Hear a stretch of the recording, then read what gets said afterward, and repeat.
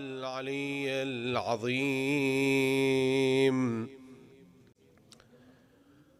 اللهم صل على محمد سيد المرسلين وخاتم النبيين وحجة رب العالمين، المنتجب في الميثاق المصطفى في الضلال، المطهر من كل آفة، البريء من كل عيب، المؤمل للنجاة، المرتجى للشفاعة، المفوض إليه دين الله. السلام عليك يا أبا عبد الله، وعلى الأرواح التي حلت بفنائك وأنا أخذت برحلك. عليك مني سلام الله أبدا ما بقيت وبقي الليل والنهار، ولا جعله الله آخر العهد مني لزيارتكم. السلام على الحسين وعلى علي بن الحسين وعلى أولاد الحسين وعلى أصحاب الحسين وعلى أخته العقيلة عقيلة الطالبين زينب الكبرى وأخيه أبا الفضل العباس، ورحمة الله وبركاته. قال سيدنا ومولانا الرسول المصطفى رسول الله: إذا كان يوم القيامة ينادي مناد أين زين العابدين، فكأني أنظر إلى ولدي علي بن الحسين يخطو بين الصفوف. Examining the life of Imam Zain al-Abidin وسيد الساجدين راهب آل محمد عليه أفضل الصلاة والسلام، اللهم صل على محمد وآل محمد. As we discussed last night, is categorized into three parts. Coming to the events of Ashura and the aftermath of Ashura is, of course, one of those parts of Imam's life that the Imam, after the events of Ashura, he continued living for 34 years. In that 34 years, the Imam, as we mentioned last night, left behind many legacies. Many of his heritage was left behind that until today we benefit from each and every one of them. And we mentioned that some of this which the Imam left behind, of course, is Rasalatul Huquq, the Charter of Rights, and in addition to that is Sahif al-Sajjadiyya, Munajat al-Sha'baniyya, and of course the rituals of Imam al-Hussein, rituals of commemorating the martyrdom of his father, Abu Abdullah al-Hussein, Sayyid al-Shuhada, in Karbala on the day of Ashura, one of them being weeping for his father. He and his auntie, Lady Zainab, founded the very essence of this majalis. That when we come to this majalis, when we mention Imam al-Hussein, alongside to mentioning Sayyid al-Shuhada Abu Abdullah al-Hussein, we mention Lady Zainab. Alongside with Lady Zainab, we mention Imam Zain al-Abidin. And they are, of course, part of this revolution continuing to be everlasting. One of the reasons of this revolution to everlast, for it to continue giving that much of wisdom and knowledge. And of course, every year you find that when we come to this majalis, it renews itself from giving so much to the lovers of Ahlul Bayt. It's because of Imams and Abidin's participations as well. Continuing what the Imam mentioned last night to one of his companions by the name of Nu'man bin Mundhir al-Madaini, when he asked the Imam, and I want you to understand the situation the Imam was in before we dive into the sermon that he delivered in the court of Yazid ibn Muawiyah. This person, he asked the Imam, he said to the Imam, Ya Sayyidi, Ya Zayn al-Abidin, Ya Ali ibn al-Hussein, which was the most tragic event that occurred alongside this that happened? Which one was the worst? Was it the killing of your father Abu Abdullah on the day of Ashura? Was it that the killing of your brother Ali ibn al-Hussein, Ali al-Akbar? Or the killing of Qasim ibn al-Hasan? Was there any of this? And he mentioned many of the tragedies that occurred on the progeny of Rasulullah sallallahu alayhi wa alihi wasallam, to which he replied. He said 3 times, the one that was the hardest on us was Sham. Sham, Ash-Sham. 3 times he said. Ash-Sham, Ash-Sham, Ash-Sham. Damascus. That was the hardest of the all. How could this be the hardest of all the tragedies? To which he mentioned, he said, Ashura, the events that happened in Karbala, it was a battle. It was a war between 2 sides. But what happened after Ashura, the aftermath of after Ashura, is more tragic than what happened on the day of Ashura. Why? For that 84 in total female ladies and children of Abu Abdullah al-Hussein, for them to see tragedy after tragedy was harder than what happened on the day of Ashura when it came to the martyrdom of the companions, the martyrdom of the family members. And Imam Zayn al-Abidin here, he lists 7 things that happened in Sham. 7 tragedies that occurred in Sham. He said number one was the army when they chained us. When the army took the children, the orphans of Imam al-Hussein and the ladies, they chained us. What they used to do, just imagine, we're talking about hundreds of soldiers, thousands of soldiers. They put us in a corner, they placed us in a corner, and they charge at us. They're not going to attack as in hit us with a sword or the spear, but they charge. They go back and they charge at us. That horrified the children. We're talking about little children among these usara, among these captives. And when they saw this kind of a behavior, they get frightened. They're horrified of it. Even the women, they are frightened from such a attack. And the attack is just to frighten us. That is number one. And then the Imam said, the heads of my father, my uncles, my family members, my brothers, my nephews, and of course my cousins and the companions of my father, they were all on spears. They used to play with them.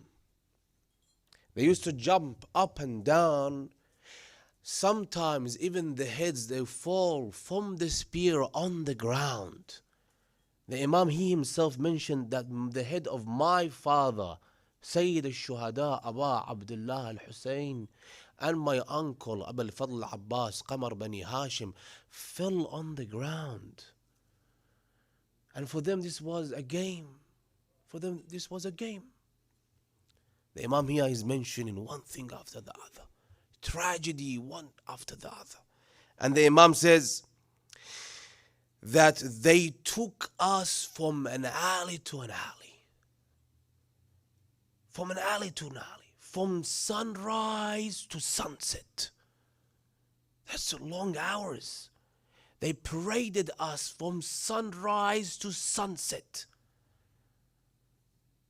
And they used to push us and pull the ropes, take us from one alley to the other. They even took us to an alley that it was known, this neighborhood, to belong to the Jews. As soon as we arrived there, they started screaming, "These are the descendants of the killer of Marhab. These are the people, the descendants of the conqueror of Khaybar. You want to take the revenge for your grandfathers and your fathers? Come and take it from them."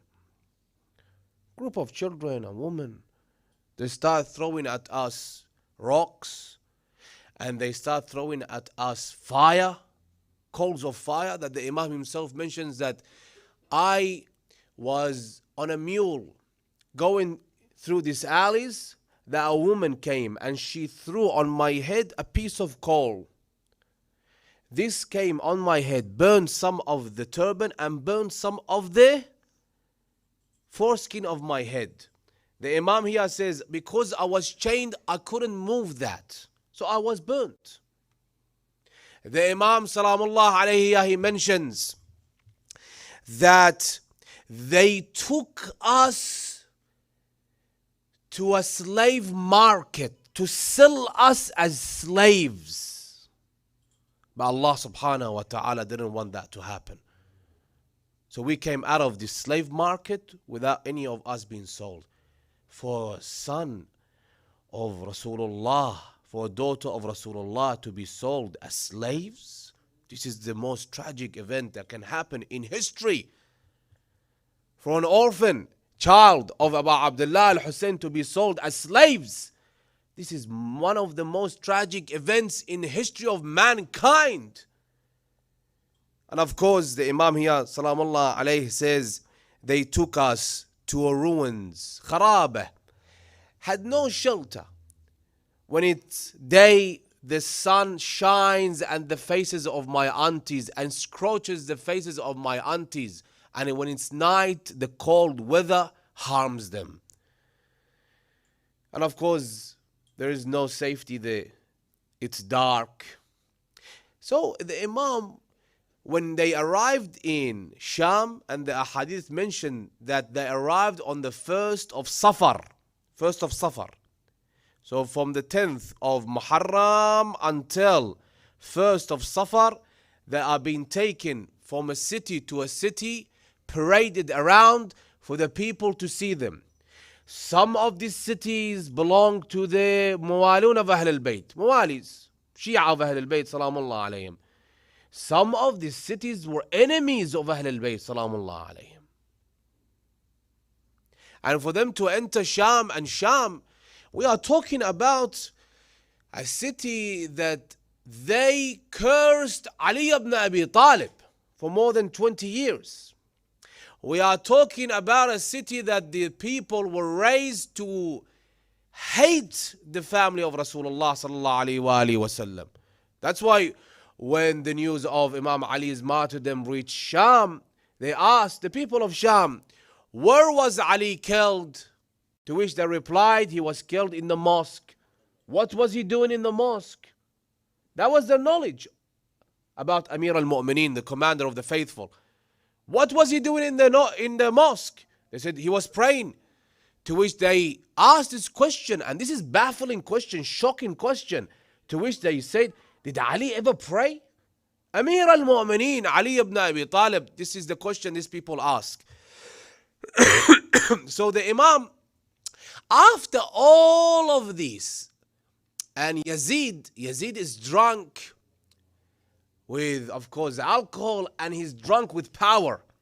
He's doing all of this just to show them that I'm the one who was the victorious person out of all of these wars. And here I have taken my revenge. And I'm celebrating the victory that we had in Karbala on the day of Ashura. After all of these, they brought them into where? To the mosque that now is still there, the Umayyad Mosque, Masjid al-Amawi. And if you look from Babu Sa'at, if you've been to Syria, you've seen it, Babu Sa'at. From Babu Sa'at to Masjid al-Amawi, it takes you maximum maybe 10 to 20 minutes. Maximum if you're walking very slow. It's not that much of a distance. But the Imam says it took them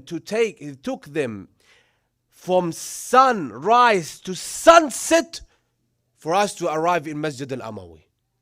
From sunrise to sunset? Yes. Because they're parading them. They're showcasing the victory. When we arrived there, Masjid al-Amawi is packed. Everyone is there to see what's going on. Packed. One person sitting right next to the other person. To which Yazid ibn Muawiyah, alayhi la'inullah, he orders the khatib to go on top of that a'wad. Go and deliver the sermon. The history mentions that it was Friday. It was Friday. So this Khutayib, you can call him, he went on this a'wad, he sat down, and he started praising the Umayyads. To which the Imam was silent at that time. He started praising Fadail Bani Umayyah. Praising Bani Umayyah. The Imam was silent. The Imam didn't say anything. But as soon as this preacher, he started to curse Amir al-Mu'mineen, the commander of the faithful, Ali ibn Abi Talib alayhi afdal salati was salam. And he continued cursing Imam al-Hasan and Imam al-Hussein. Here, you see that Imam Zain al-Abidin, he silenced him and he said to him, ويلك أيها الخطيب وأيها الخاطب اشتريت مرضاة المخلوق بسخط الخالق فتبوأ مقعدك من النار. Cursing Amir al-Mu'mineen, the commander of the faithful. Muawiyah ibn Abi Sufyan, he made this a custom. And they started cursing Amir al-Mu'mineen. If you look at the history of cursing Amir al-Mu'mineen from 40 AH, and it continued until the time of Umar ibn Abdul Aziz. This is when it was stopped. Even though one of the conditions of Imam Hassan al-Mushtaba's peace treaty to Muawiyah was for them to stop cursing Amir al-Mu'mineen Ali ibn Abi Talib or curse any of the progeny of Rasulullah sallallahu alayhi wa alihi wa sallam. But Muawiyah, of course, continued with cursing Ali ibn Abi Talib. So Amir al-Mu'mineen is cursed, and Imam Zain al-Abidin is sitting in the majlis? Of course not. The Imam said to him, what are you doing? Be silent. And know that you have bought hellfire for yourself. And this shows us that when a person sits on a minbar, whatever they say, they are accounted for. From both sides. I'm saying for the enemies, as one of them, the Mufti of Saudi Arabia a couple of years ago came, and I don't know if you heard what he said about the allegiance of Yazid ibn Muawiyah, bay'a shar'iyya, and what Imam Sayyid al-Shuhada did wasn't right, and he died with the sword of his father or sword of his grandfather, because Rasulullah, in one of the traditions, they come up with this, and this is the fabrication of Muawiyah bin Abi Sufyan, where he paid off large amounts of money for them to fabricate this ahadith. that whoever raises on or rebels on the Amir of his time should be killed because he's doing fitna. And if you look at Kitab of Sheikh Baqir Sharif al-Qurashi, the silsila of the books, you know, the series of the books that he's written, and it took him 50 years to write these great books. The history, the biography of Ahlul Bayt alayhim afdalus salati was salam. There is a whole chapter, when you go to the volume of Imam al-Hussein, into what Muawiyah did with fabricating ahadith. And fabricating ahadith, it falls down today, it's like buying in the media. How do you get people to do what you want? You have to buy the media. Buy newspapers, buy TV stations, buy blogs for you to continue ruling. And one of the fabricated ahadith on Rasulullah sallallahu alayhi wa sallam was this one, that whoever raises his sword or he raises his voice into refusing allegiance to the Amir of his time, I don't say the Amir al-Mu'mineen because this only is entitled for Amir al-Mu'mineen Ali ibn Abi Talib. The Amir of his time dies with the sword of the Prophet. Of course, this is the part of the other side that tabawwa maq'adaka min an-nar is for them, and of course we have our own side, unfortunately, that we are getting into this as well. For someone to come and curse Sulaiman bin Surad al-Khuza'i, and this happened a couple of days ago, or saying that Harakat al-Tawabin, all of the Tawabin are what? Awlad al-Zina, and coming with these words because I'm heated, in a heated moment, I want to prove a point. Even with our side, in our circle, we have people taking this minbar as what? As this is a means for me to bring up my own ideas, my own ideologies, or to take Imam al-Hussein as a ladder for me to go up on, for me to become a celebrity or become a famous person. We are merely servants of this minbar. We are merely servants of Amir al-Mu'mineen Ali ibn Abi Talib. We are merely servants of Sayyid al-Shuhada Abu Abdullah al-Hussein, if he accepts us as servants. If he accepts us as servants. Let alone for me to go on the minbar and every day I'm here to defend myself. This is not a minbar that you come and talk about your personal problems. This is a minbar that you come and you talk about the problems that the community has, that the ummah has. This is the minbar that you speak about the manaqib, the fadail, the virtues of Ahlul Bayt alayhim afdalus salati wassalam, not the other way around. And for a person to come and say, I'm leaving this profession, I'm no longer going to preach, and see how many of the youth going to go astray. Who are you to talk such a thing? This minbar itself will continue whether you like it or not, whether you're with it or you're against it. Whether you're with it or against it, it will continue doing its task. Well, for 1,383 years it's been doing its task. You think today is not going to do it because you Sheikh or you Sayyid, you don't want to do it? Because you're taking this out of context, or you're saying, I don't want to be involved in it? And I don't want to name names, but this is what's going on today. This is not a personal matter that I come here and defend myself. This is merely a way that I can serve my Imam, to say the manaqib of my Imam. And of course, if he, Imam Sayyid al-Shuhada Abu Abdullah, accepts me as a servant, as a khadim, if he accepts me, but not to make it what? A personal matter. So the Imam, he said to him, Waylak ayyuha al-khatib, be careful to what you're saying. The hadith says that he came down from this awad. Yazid said to him, why did you come down? He said, as soon as he talked to me, he addressed me, I couldn't control myself. I came down. And I knew this is it. I had my toll. I finished. I have to come down. And then the Imam Zain al-Abidin here, he said, Ya Yazid, إذن لي أن أصعد هذه الأعواد. Why does the Imam say أعواد, not member? Because member is where you say, you praise Allah the Almighty, the Prophets and the Imams. But it's awad because you are cursing Ali and Al Ali. They are merely woods, nothing more.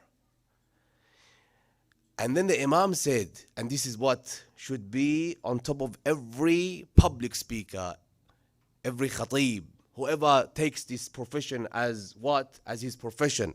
The Imam said, فَأَتَكَلَّمْ, I say, بكلمات لله فيهن رضا ولهؤلاء الجلساء فيهن أجر وثواب. So what I say is going to benefit the people. And of course it's accepted by Allah the Almighty. And the Imam, alayhi afdalus salati was salam, here the Imam says what? Imam starts to speak, of course, after the insistence of people, insisting to Yazid, let him go up, let him talk. Of course, he knew that for the Imam to speak, it's going to be the end of his kingdom. إنه من أهل بيت الزق العلم زقا. He comes from a family that these people, they have all the knowledge and the wisdom. And for him to go on the minbar, on this awad, it will be the end of Umayyad dynasty. And you can see after, subhanallah, after the killing of Imam al-Hussein, Yazid ruled for 3 years, and then Muawiyah the second came. Muawiyah the second came. He ruled for only 1 month, and he went on the pulpit, on the minbar, and he said that this doesn't belong to us. If it belonged to us, we enjoyed it. You know, we had our toll. We finished with it. And if it doesn't belong to us, let it go back to the people that it belonged to. And of course, this is Ahlul Bayt. Let it go back to Ahlul Bayt. In that 1 month that he was ruling, he was poisoned, some say, and some say he was stabbed in the back, killed. After that, after the killing of Muawiyah the second, he came out, the kingdom, the Khilafah, came out from the dynasty of Abu Sufyan, and he went into the dynasty of who? Marwan ibn al-Hakam. Marwan ibn al-Hakam himself, he didn't rule for that much. Imam Amir al-Mu'mineen said, Marwan will rule just as that of the timing of it. That of a dog when it, what? It comes and licks its nose. You see the timing is so short, and that's what happened to Marwan. When Marwan was killed by his own wife killed him when she sat on him. She sat on him and she suffocated him. Marwan dynasty, they took over. After him, his son came, and then after that, his son came. But you see, Abu Sufyan, he groomed his son Yazid. Yazid the first. Yazid the first was the first of them all to rule for a couple of months. And then after that, Muawiyah. And then after that, Yazid, he destroyed everything. Everything was destroyed. With this sermon of Imam Zain al-Abidin, and the time is up, inshallah we continue with it tomorrow night, with the sermon of Imam Zain al-Abidin, after all of what happened, the 7 tragedies that occurred in Sham, Imam Zain al-Abidin, after the people insisted to Yazid ibn Muawiyah, let him go up, let's see what he says, let's see what he says. Imam Zain al-Abidin, he shook the very foundation of Yazid's kingdom. And Yazid knew that. He knew that this will happen. This will occur. That's why he didn't want for it to happen. But Yazid ibn Muawiyah, after the people insisted on it, he was forced into it. Go up, let's see what you say. And Imam Zain al-Abidin, at the time, the hadith says that the Imam was at the age of 23. A 23-year-old Imam, infallible Imam, even though he was chained, even though he was beaten, even though he was paraded around, even though he was mourning for his father's martyrdom and his progeny's martyrdom, he went on the minbar and he started his lecture. فَحَمِدَ اللَّهُ وَأَثْنَى عَلَيْهِ. He started with thanking Allah subhanahu wa ta'ala, praising Allah the Almighty, and he continued with his lecture. Inshallah tomorrow night we continue with it. بسم الله الرحمن الرحيم. السلام عليك يا أبا عبد الله وعلى الأرواح التي حلت بفنائك. عليك مني سلام الله أبدا ما بقيت وبقي الليل والنهار، ولا جعله الله آخر العهد مني لزيارتكم. السلام على الحسين وعلى علي بن الحسين وعلى أولاد الحسين وعلى أصحاب الحسين وعلى أخته العقيلة عقيلة الطالبيين زينب الكبرى وأخيه أبا الفضل العباس، ورحمة الله وبركاته. يا الله يا رحمن يا رحيم يا مقلب القلوب ثبت قلوبنا على دينك. بسم الله الرحمن الرحيم. يا مفيد يا غفور يا ودود، اغننا بحلالك عن حرامك وبطاعتك عن معصيتك وبفضلك عمن سواك برحمتك يا أرحم الراحمين. الفاتحة قبلها الصلاة على محمد وآل محمد.